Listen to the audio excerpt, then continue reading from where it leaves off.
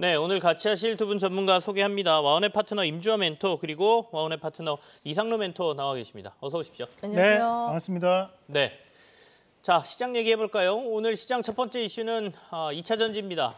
코스피가 코스닥보다 상대적으로 조금 하락세가 더 있는 것은 코스닥에는 2차 전지 관련 주들이 많다 이렇게 봐야 되겠죠. 2차 전지 질주가 오늘도 계속되면서 코스닥은 상승세를 유지하고 있습니다. 2차 전지 얘기 좀 하겠습니다. 임주화 멘토부터 하실까요? 일단은 지금 사실 그 1989년도에 미국에서 일어났었던 금융위기가 한 번 있었었고요. 그다음에 1994년도에 오렌지 카운티 금융위기가 한 번 있었습니다.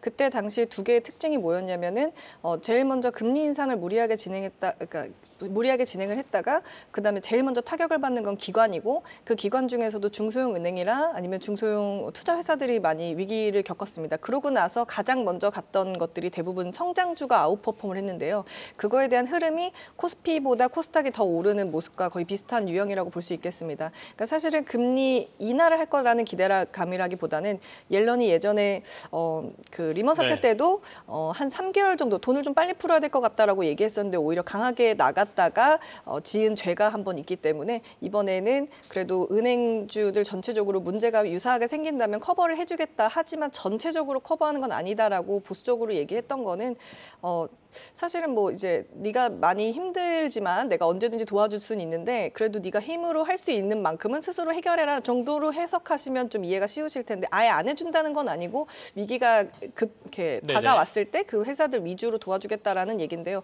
그 바람에 사실은 금리 인상을 0.5를 하든 0.25를 하든 상관없이 일단 지수는 상방을 보는 그런 흐름으로 가게 되면서 2017년도 때 조금 더 미래를 한 6개월 정도 선행한 성장주 장세의 모습으로 가고 있다라고 보시면 되겠습니다.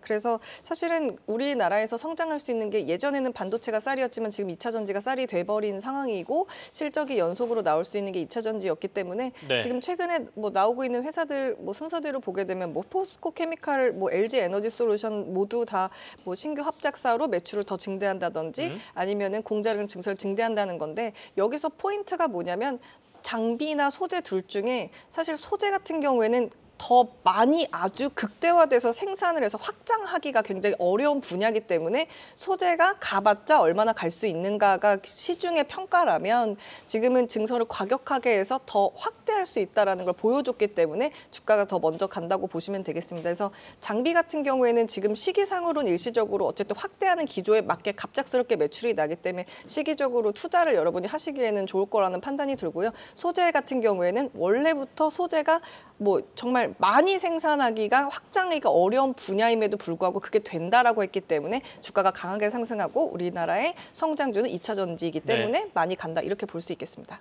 뭐 2차 전지가 이제 대세다 이거는 누구도 부인 못할 것 같습니다. 왜냐하면 주가가 지금 보여주고 있잖아요 시장에서. 근데 이제 이게 뭐 2차 전지도 여러 분야가 있으니까 방금 전에 소재냐 장비냐 이런 말씀하셨지만 이게 장비주들로까지 이렇게 확산이 더 될 것이냐.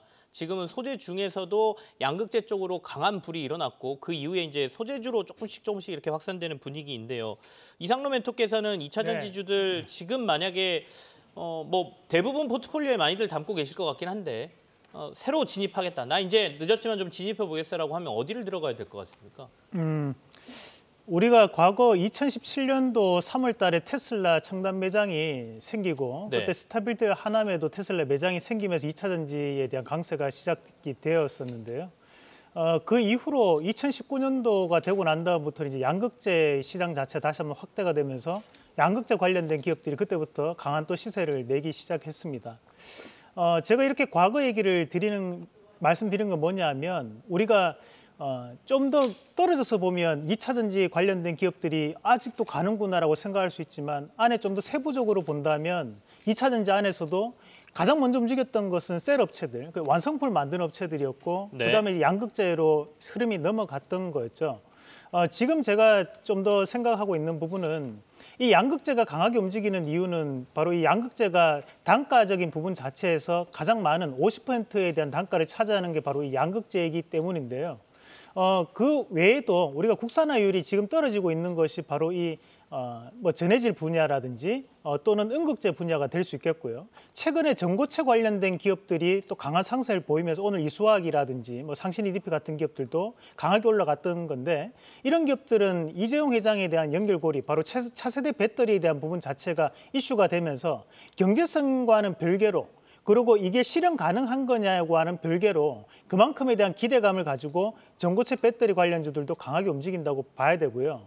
대신에 지금 현재 우리가 또 봐야 되는 것은 어제까지만 하더라도 니켈이라든지 코발트라든지 또는 알루미늄 관련주들도 강하게 움직이는 모습들이 나타났거든요. 네. 이것들은 다 2차 전지 양극재 안에 소재 관련된 기업들입니다.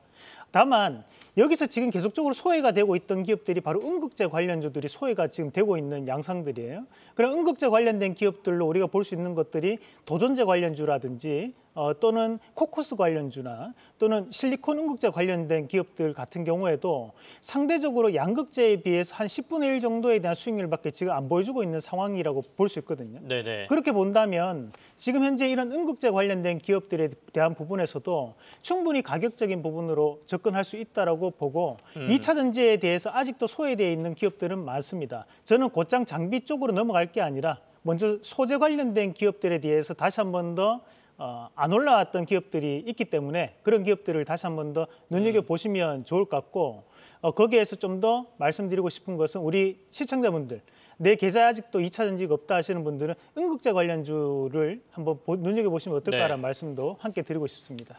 소재 내에서 네. 양극재 말고 못 오른 데들도 많다. 그게 대표적인 맞습니다. 게 이제 뭐 음극재고, 그러니까 음극재를 좀 보자라는 말씀이고, 장비 쪽으로 가기 전에 소재가 도리어 조금 더 매기의 확산들이 다른 쪽으로 나타날 가능성이 있다. 이상로 멘토께서는 이렇게 또 얘기를 해주셨습니다. 임주환 멘토께서는 지금 좀 단기적으로 봤을 때 2차 전지 관련 주들 중에 좀 눈에 들어온 데들이 있습니까? 일단 포스코 케미칼은 오늘 이번 주 내로 그 전고점 돌파하기 전에 트레이딩을 하셔야 되는 게 사실 밸류에이션이 지금 현재 가격이 원래 24만 원이 목표가였었거든요. 그런데 이제 증설 이슈가 없었을 때까지가 24만 원인 거고 사실 여기서 한 20% 정도의 여력은 보이는데 직전 고점 돌파하는 구간, 그 구간 돌파하게 되면은 긴 추세 상승이 나올 가능성이 굉장히 높습니다. 그래서 네. 만약에 지금 너무 수직으로 고점 이렇게 향해 가고 있는 종목들 말고 추세 상승을 노리신다 그러면 포스코 케미칼이 가장 트레이딩하시기 좋으실 것 같고요. 부수적으로 이제 LNF도 좋은 상황이지만 그 외에 뭐 세비캠이나 유일에너테크, IS 동서 정도가 뭐 단기에 트레이딩하기에는 네. 오늘 짚어드리기에는 좋은 종목인 것 같습니다. 알겠습니다. 오늘 자리로 봤을 때 이건 약간 기술적인 분석이나 이런 걸로 저희가 보는 거니까요. 단기적으로 트레이딩할 만한 종목들 방금 전에 말씀드렸으니까 조금 단기적으로 접근하시는 분들은 또 참고해 보시기 바라겠습니다. 두 번째 이슈로 넘어가죠. 리오프닝 꼽아놨는데요. 리오프닝이 뭐 된다 안 된다 말은 많습니다만 그래도 리오프닝 관련주들이 꾸준히 조금씩 시장에서 관심을 받는 것 같습니다. 이상로 멘토부터 좀 얘기해 볼까요? 네, 뭐 리오프닝 관련된 기업들 뭐 지금 다시 한 번 더 작년 같은 경우에 재무 구조에 대한 개선이 이루어졌다고 보고 올해 같은 경우는 본격적인 다시 한 번 더 확장성을 나타낼 수 있는 구간이라고 보는데요. 특히 이제 이 리오프닝 관련주 중에서도 가장 먼저 움직임을 보였던 것이 의료기기 관련된 기업들 또는 네. 피부 미용 의료기기 관련 기업들을 볼 수 있겠죠. 임플란트 관련주들도 마찬가지였고요. 그리고 최근 들어서 이슈가 나오는 것들이 또 엔터 관련된 기업들이 상당 부분 시세적인 부분이 나타나고 있는데 저는 지금까지도 아직 시세가 들어오지 않았던 기업을 보기보다는 지금 현재까지 시세가 들어왔던 기업들을 다시 한번 눈여겨보는 게 맞다고 보거든요. 우리가 실질적으로 이 리오프닝 얘기를 할 때 빠지지 않고 등장하는 것이 바로 중국에 대한 영향입니다. 그런데 지금까지 안 올랐다는 얘기는 중국에 대한 영향 자체가 과거 같으면 10으로 본다면 현재는 그게 5 내지 6밖에 시장에 대한 영향을 안 미친다라고 봐야 되거든요. 그러면 앞서서 올라왔던 종목군들은 그만큼 강했기 때문에 빠르게 올라올 수 있었다라고 볼 수 있다는 거죠. 그런 측면에서 본다면 우리 리오프닝 관련된 기업들을 뭐 모든 리오프닝 관련주가 지금부터 다시 한 번 더 강하게 올라갈 수 있다. 이런 부분보다 종목별 양상이 좀 드러날 수 있는데 그중에서도 우리가 연속적인 시세를 좀 보일 수 있는 쪽이 뭐 의료기기라든지 네. 또는 엔터주 관련된 부분으로만 우리가 좀 더 접근하시는 방법은 어떨까라는 말씀도 함께 드리고 싶습니다. 의료기기 엔터 쪽이 좀 괜찮겠다 이런 말씀이세요? 임주환 멘토께서는 어떻게 보고 계세요? 그냥 한마디로 말씀드리면 지금 살 게 정말 없다. 뭐 이 정도로 정리를 할 수 있을 것 같아요. 리오프닝 관련해서는 살 게 별로 안 보인다 이런 말씀이세요? 네, 뭐 일단은 항공주 같은 경우에는 네. 사실 지금 뭐 강남의 코엑스 쪽 부근이나 아니면은 명동 부근에 정말 많은 외국인들이 조금 보이기 시작했어요. 다만 많은 가게들이 문을 닫았고 볼 게 없기 때문에 이거를 서로 상충하는 시간들이 좀 필요해 보이기는 해요. 어디 뭐 가게가 장사가 정말 대박이 났다 해가지고 옆줄고 쫙 갑자기 생기지 않는 이상은 좀 바로 뭔가 우리가 주식적으로 접근하기는 좀 힘들 것 같다라는 게 일단 첫 번째고, 두 번째는 지금 뭐 짚어주신 진에어, 제주항공, TA, 뭐 파라다이스, 강원랜드 이 모든 종목들, 롯데 관광개발 포함해서 그냥 종목 자체로만 봤을 때는 네. 수급이 좀 들어와서 그래도 좀 사볼 수 있겠다. 정말 굳이 이 안에서 고르자면 롯데 관광개발 정도인데요. 사실 롯데 관광개발이든 파라다이스든 뭐 GKL이든 이런 카지노 부분들은 중국인들이 사실은 그 지금 풀리기 전에도 뭐 제주도로는 카지노를 하러 가긴 갔었는데, 우리가 그 전과 지금을 비교를 굳이 하자면 이 카지노라는 게 그냥 문 열고 들어가서 카지노를 하는 게 아니라 정말 고객을 데리고 와야 되고, 그 고객이 언제 물을 마시는지, 언제 목이 마른지, 언제 화장실을 가는지, 뭐가 필요한지를 다 체크를 해서 매니저들이 필요한 걸 주면서 그 고객이 여기 앉아서 계속 게임을 할 수 있도록 해줘야 되는데, 일단 첫 번째로는 그런 고객들이 많이 끊겼고 그들을 매니지먼트를 할 직원의 수가 굉장히 적고, 그리고 그런 갑자기 그냥 뭐 잠깐 들려서 한번 카지노 한번 해봐야지 뭐 이렇게 오는 고객의 수로는 우리가 산정하는 기대치만큼의 매출이 나기는 지금 굉장히 어렵거든요. 그래서 저는 추이를 수치적으로 보고 이제는 사도 될 때가 되지 않았냐라는 숫자가 말해주지만 주가가 못 간 경우에서 트레이딩을 접근할 수 있지, 뭐 미리 지금 좀 싸니까 사두고 나중에 후회하지 말아야지 하고 접근하기에는 좀 무리가 있다, 이렇게 말씀드리겠습니다. 알겠습니다. 리오프닝 관련주들 좀 얘기해봤고요. 그나마 임주화 멘토께서는 한다 그러면 롯데관광개발 정도인데 다른 데 좋은 데 많은데 굳이 리오프닝 볼 필요 없겠다, 이런 말씀으로 저희가 들으면 될 것 같습니다. 어쨌든 그래도 오늘 LCC나 항공주들은 조금 괜찮은 것 같아요. 자, 이상로 멘토께서 옆에서 약간 의견이 있으신 것 같습니다. 얘기 들어보죠.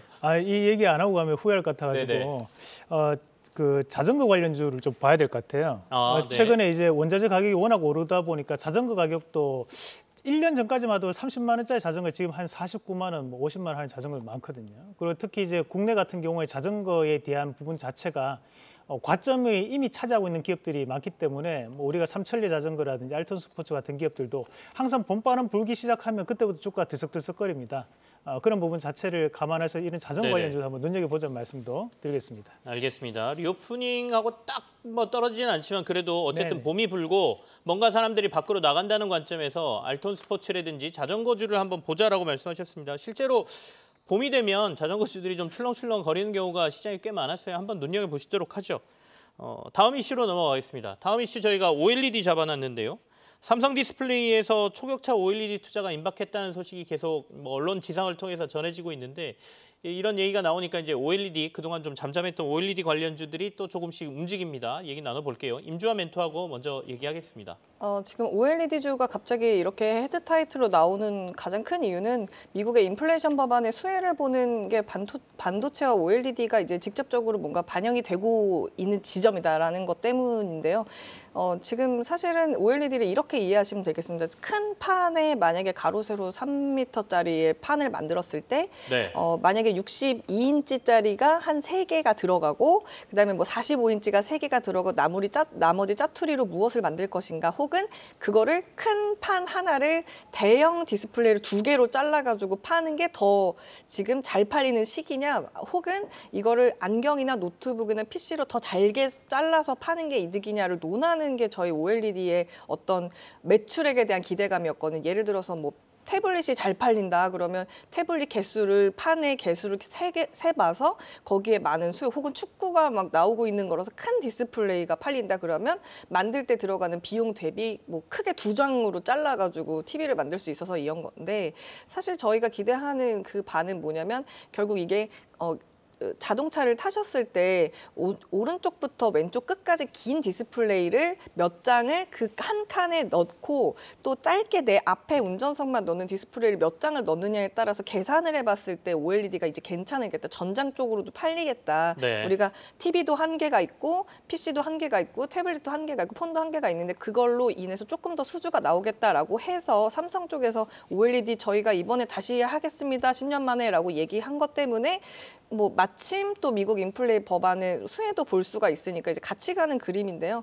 사실 이 안에서 트레이딩 할 수 있는 어떤 재료가 있어서 뭔가 조금 더 기대할 수 있는 거는 애플이 지금 미국에 있는 주식시장 중에서 사실 제일 뭐 트레이딩하기 만만하고 실적도 지금 숫자가 명확하게 나오기 때문에 애플 신제품 아이패드로 나오는 디스플레이 만든 덕산 네오룩스 말고는 사실 크게 뭔가 트레이딩 하기에는 접근성이 조금 뭔가 재료가 부족하다 네네. 이렇게 말씀드리겠습니다. 덕산 네오루스 정도 OLED에서 살펴보면 된다라는 말씀이세요. 이상로 멘토 OLED 쪽은 어떻게 보고 계세요?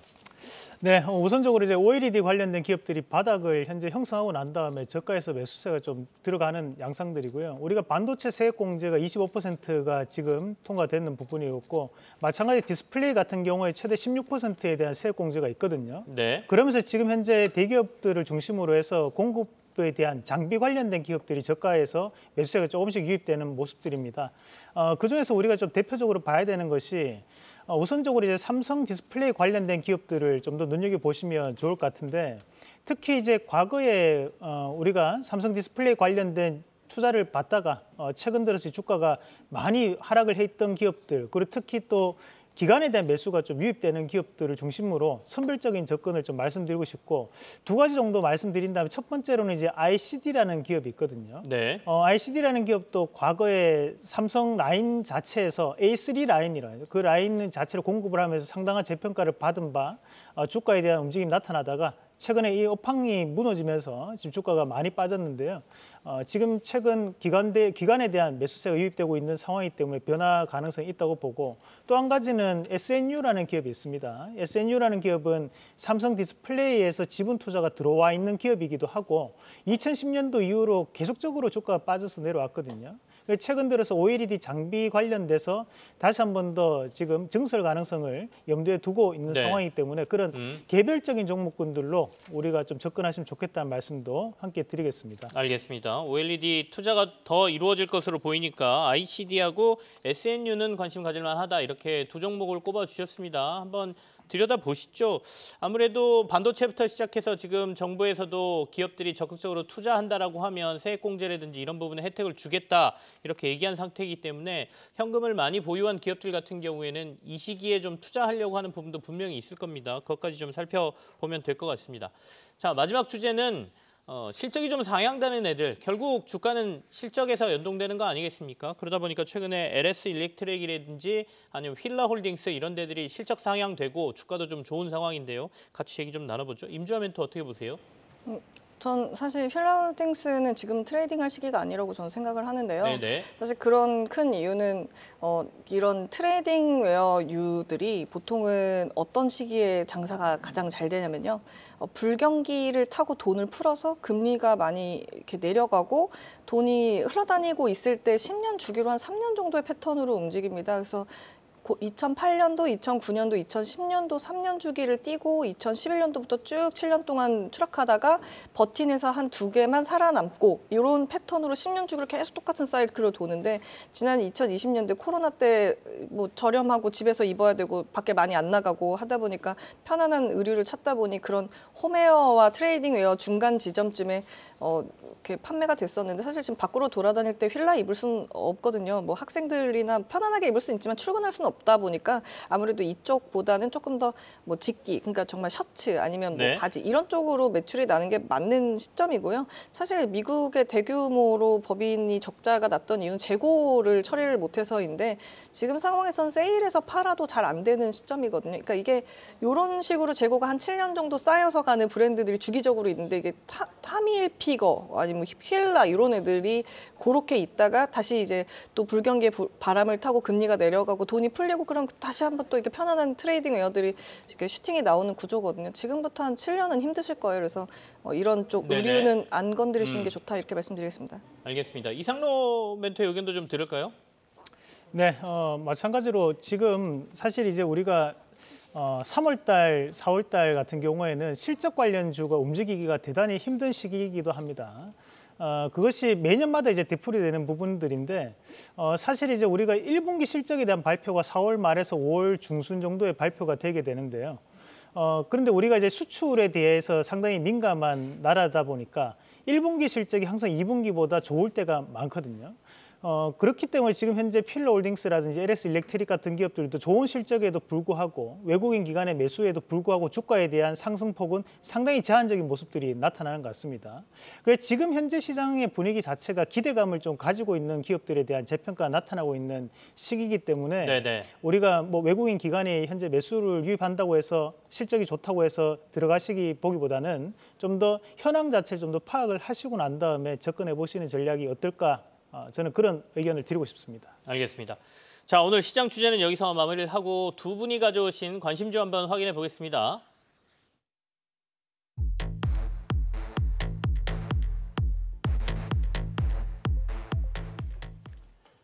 네, 임주화 멘토 오늘 가져오신 종목이 KPF입니다. 자회사 가치가 부각됐다 이렇게 헤드라인을 뽑아주셨는데요. 자세한 내용 확인해 보도록 하고요.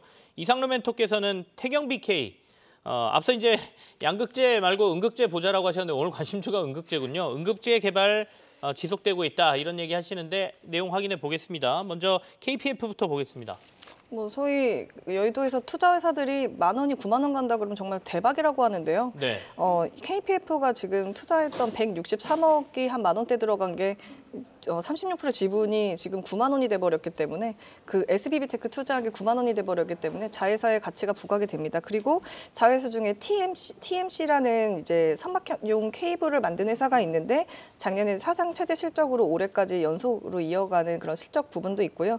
그리고 사실 지금 시장에서 SBB테크 아니면 뉴로메카 로봇 관련주를 안 살 수도 없고 살 수도 없고 한 이런 시점에서 네. SBB테크 지분을 갖고 있는 최대 주주인 KPF를 트레이딩하는 건 어떨까라는 말씀을 드려서 가지고 나왔고요.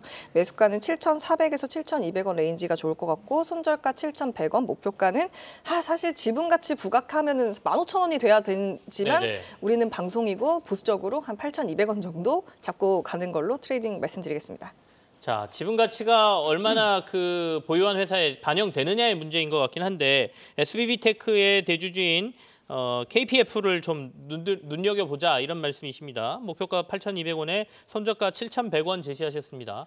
자, 이상로 멘토가 가져오신 태경 BK 소개 받겠습니다. 네, 사실 2차 전지는 양극재가 제일 좋습니다. 네. 저도 알고 있고 전고체가 경제성이 없다는 것도 저도 알고 있습니다. 하지만 주식이라는 것이 기대감에 움직이는 것이고 꿈을 먹고 사는 것이 주식이거든요. 그러면 이런 음극재 시장에 대해서도 현재 시장은 다시 한번 재평가를 받을 수 없다고 보는 입장이고요. 특히 이제 태경 BK 같은 경우에는 우리가 대부분의 이 인조 흑연 음극재를 많이 쓰게 되는데 그 인조 흑연 음극재에 반드시 들어가야 되는 것 중에 하나가 이제 석유 코크스라고 하거든요. 이 석유 코크스에 대한 부분을 국산하고 있는 기업이 포스코 케미칼이고 마찬가지로 현재 독점적으로 유통하고 있는 기업이 태경 BK입니다. 뭐 지금 공교롭게도 현재 상한가에 달성이 되어 버린 부분인데요. 충분히 가격적인 부분 자체에서 오늘의 이 상한가가 기분 좋은 상한가가 될 수 있다고 보고요. 특히 1차적인 목표가를 한번 잡아드린다면 뭐 10,000원 이상은 반드시 가져야 되는 자리라고 보고 손절가는 하단에 있는 7,000원 밴드 제시해드리도록 하겠습니다. 네, 알겠습니다. 태경 BK 목표가 10,000원, 손절가 6,990원 제시하셨으니까요. 투자에 참고하시길 바랍니다. 양극재가 가장 좋은 건 알고 있는데 주식시장이 꼭 그렇게만은 가지 않는다. 음극재도 좀 보자 이렇게 설명해 주셨습니다. 이상로 멘토 그리고 임주화 멘토와 함께했습니다. 오늘 두 분 고맙습니다. 네, 고맙습니다.